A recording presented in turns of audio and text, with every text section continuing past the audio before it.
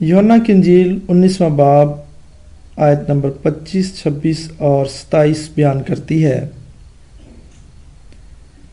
और यीशु की सलीब के पास उसकी माँ और उसकी माँ की बहन मरियम क्लोपास की बीवी और मरियम मगदलीनी खड़ी थी। यीशु ने अपनी माँ और उस शागिर्द को जिससे मोहब्बत रखता था पास खड़े देखकर माँ से कहा कि आए औरत, देख तेरा बेटा ये है। फिर शागिर्द से कहा, देख तेरी माँ ये है। और उसी वक्त से वो शागिर्द उसे अपने घर ले गया। मेरे अजीजों, ये हवाला बयान करता है कि खुदाम यीशु मसीह की सलीबी मौत के वक्त वहां कौन कौन मौजूद था। यूसुफ और यीशु के भाई कहाँ थे? आए औरत कहकर पुकारने से खुदाम यीशु का क्या मतलब था और यूहन्ना को यह जिम्मेदारी क्यों सौंपी गई? मेरे अजीजों, आयत नंबर 25 बयान करती है कि 4 औरतें और एक मर्द यानी यूहन्ना उस वक्त वहां मौजूद थे। यीशु की मां मरियम, दूसरी औरत सलोमी। सलोमी मुकद्दसा मरियम की बहन का नाम है और ये खुदाम यीशु के शागिर्दों यानी याकूब और यूहन्ना की मां और जब्दी की बीवी थी। यानी याकूब और यूहन्ना खुदाम यीशु मसीह के कज़न थे। यूहन्ना अपनी मां के साथ यहां मौजूद था, लेकिन उसने उसका नाम नहीं लिखा और यीशु की मां की बहन कहकर पुकारा। अलबत्ता मरकस की इंजील में सलोमी नाम लिखा गया है। तीसरी औरत मरियम जो क्लोपास की बीवी थी। ये मरियम खुदाम यीशु के शागिर्द यूहन्ना याकूब की मां थी और क्लोपास की बीवी थी। क्लोपास को बाकी अनाजील में हल्फाई कहा गया है। उस शागिर्द को मरकस की इंजील के 15वें बाब में और उसकी 40वीं आयत में छोटा याकूब कहा गया है। ये खुदाम यीशु का एक और शागिर्द था। ये शागिर्द तो भाग गया था, लेकिन उसकी मां वहां मौजूद थी। चौथी औरत जिसका जिक्र किया गया है वो मरियम मगदलीनी है। इसमें से खुदाम यीशु ने 7 बदरूं को निकाला था। 5वां फर्द जो वहां खड़ा था वो यूहन्ना था। उसने अपना नाम नहीं लिखा। उसने पूरी इंजील में खुद को ये कहकर पुकारा कि वो शख्स जिससे यीशु मोहब्बत रखता था। इन 4 औरतों में से 3 का नाम मरियम था, जो बहुत आम नाम था, जिसका इब्रानी में मतलब है कड़वाहट। मूसा की बहन का नाम होने की वजह से लोग इस नाम का इस्तेमाल बहुत ज्यादा करते थे। यूहन्ना के अलावा सारे शागिर्द खुदाम यीशु को छोड़कर जा चुके थे। इस मौके पर वहां औरतों की मौजूदगी उनके अज़्म और हिम्मत की आला मिसाल है और ये उससे बढ़कर यीशु के लिए उनकी मोहब्बत का इजहार है, क्योंकि एक ऐसे शख्स के साथ जिसको एक मुजरम के तौर पर सलीब दी जा रही हो, अपना तल्लक उससे ज़ाहिर करने के लिए अज़्म व हिम्मत के साथ साथ बेपनाह मोहब्बत का होना भी ज़रूरी है और कामिल मोहब्बत खौफ को दूर कर देती है। और मुकद्दस यूसुफ और यीशु के भाई कहाँ थे? मेरे अजीजों, मुकद्दस यूसुफ उस वक्त शायद वफात पा चुके थे और मरियम अब एक बेवा थी। यीशु के भाई भी वहां मौजूद ना थे, क्योंकि यूहन्ना की इंजील में लिखा है उसके भाई भी उस पर ईमान ना लाए थे। मुकद्दसा मरियम को अब एक ऐसे सहारे की ज़रूरत थी جو نہ صرف یسوع پر ایمان رکھتا ہو بلکہ مضبوط ایمان رکھتا ہو، اور اس مضبوط ایمان کا حامل وہاں ایک ہی شخص موجود تھا جس کا نام یوحنا تھا۔ خدا یسوع نے مقدسہ مریم کو آئے عورت کہہ کر کیوں پکارا؟ اب یسوع نے مریم سے کہا آئے عورت، نہ کہ ماں۔ عورت کہنا سخت الفاظ نہیں ہے۔ یونانی متن میں عورت کی اصطلاح کا استعمال اسی طرح ہے جیسے کسی کو میم یا میڈم کہنا، یا اردو زبان میں محترمہ کہنا۔ خدا یسوع نے اپنے بپتسمے کے بعد جب اپنی زمینی خدمت کا آغاز کیا تو اس کے بعد مقدسہ مریم کو ماں کہہ کر کبھی نہیں پکارا، اور اس بات کا آغاز یوحنا کی انجیل کے 2 باب میں ہمیں ملتا ہے۔ کانا گلیل میں خدا یسوع مقدسہ مریم اور شاگردوں سمیت ایک شادی میں تھا، اور وہاں ان کی مے ختم ہو گئی۔ یسوع کی ماں نے اس سے کہا کہ ان کے پاس مے نہیں رہی۔ یہ بات ظاہر کرتی ہے کہ جب بھی مریم کو گھر میں کوئی پریشانی ہوتی تھی وہ حل کے لیے یسوع کے پاس جاتی تھی۔ یسوع مسیح کے پاس ہر مخمصے اور مشکل کا بہترین حل اور جواب تھا۔ وہ ایک نہایت عقل مند، ذہین اور حکمت والا شخص تھا، اور وہ مقدسہ مریم کے ساتھ گھر میں تھا۔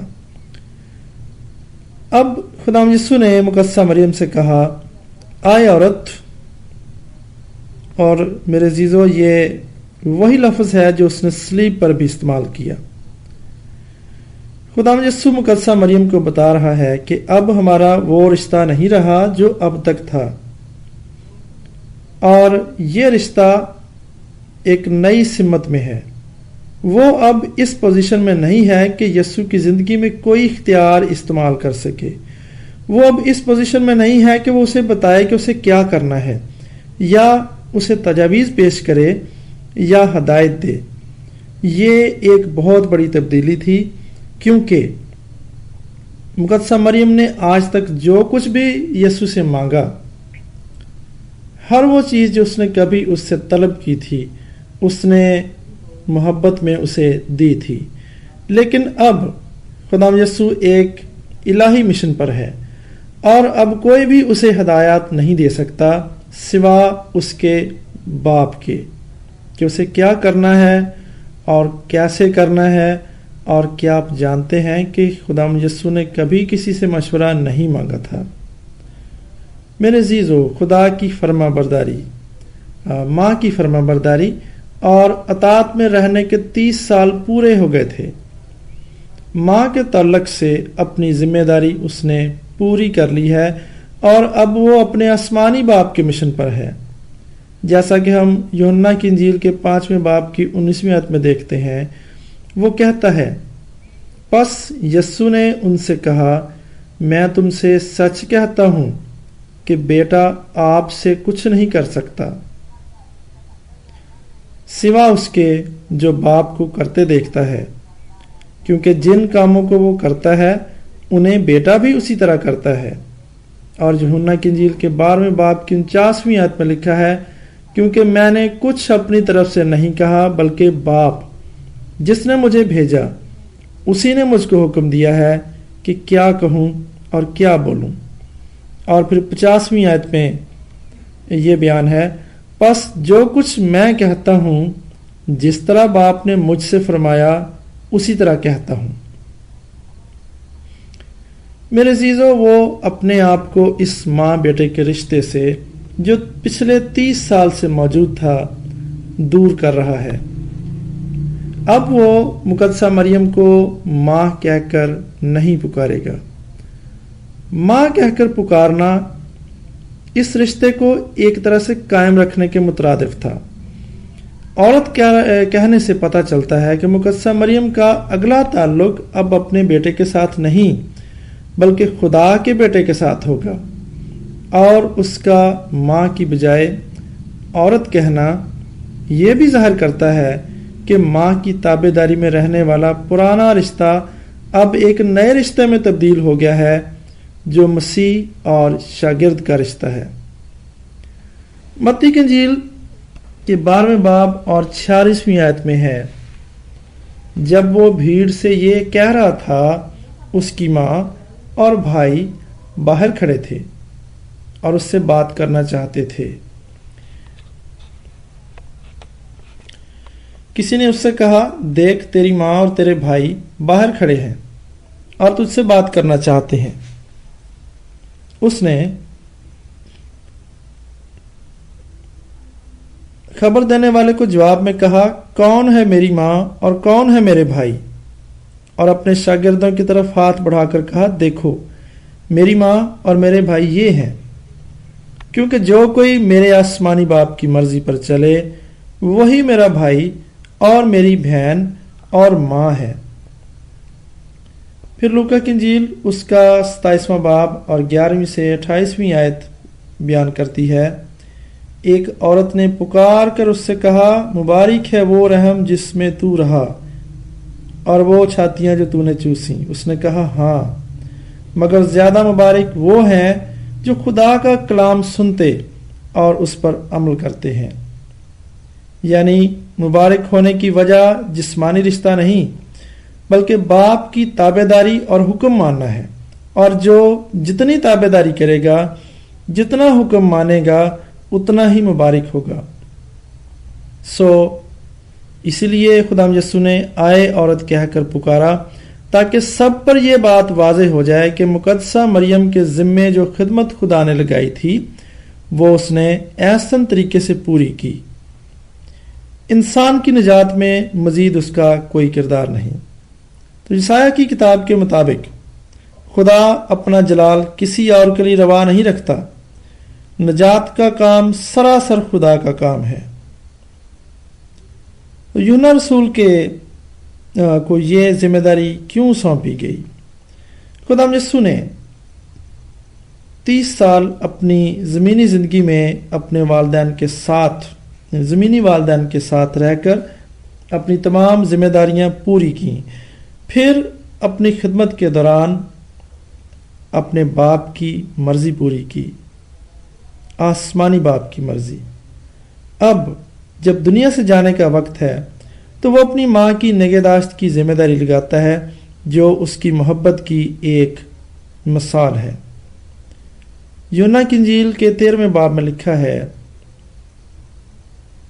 اپنے ان لوگوں سے جو دنیا میں تھے جیسی محبت رکھتا تھا آخر تک محبت رکھتا رہا۔ یسوع نے یوحنا کو یہ عزت بخشی کہ وہ یسوع کی جگہ اب مقدسہ مریم کا خیال رکھے۔ یوحنا اب وہ تمام ذمہ داریاں نبھائے گا جو ایک بیٹے کی ہوتی ہیں۔ دیکھ تیری ماں، یہ کہنے سے یسوع نے یوحنا کو پابند کیا کہ وہ مقدسہ مریم کا اسی طرح خیال رکھے جیسے اپنی ماں کا رکھتا ہے۔ یوحنا ضرور ایک ذمہ دار شخص ہوگا جو یسوع نے اسے یہ ذمہ داری بخشی۔ اگر ہم اپنی موجودہ ذمہ داریوں کو احسن طریقے سے نبھاتے ہیں تو خدا ہمیں اس سے بڑی ذمہ داریاں دیتا ہے۔ کلام مقدس بیان کرتا ہے کہ جو تھوڑے میں دیانتدار نہیں، بہت میں بھی دیانتدار نہیں۔ میرے عزیزو، اگر آپ خدا سے بڑی خدمت چاہتے ہیں تو پہلے اس بات پر غور کریں کہ جو خدمت اس نے پہلے آپ کو دے رکھی ہے اسے آپ کیسے نبھا رہے ہیں۔ اور دوسری بات موجودگی کی ہے۔ یوحنا وہاں موجود تھا تو اسے یسوع نے یہ ذمہ داری دی۔ میری دعا ہے کہ خدا ہم سب کو اپنے والدین کا بالکل اسی طرح خیال رکھنے کا فضل عطا کرے جس طرح خدا یسوع مسیح نے رکھا۔ آمین۔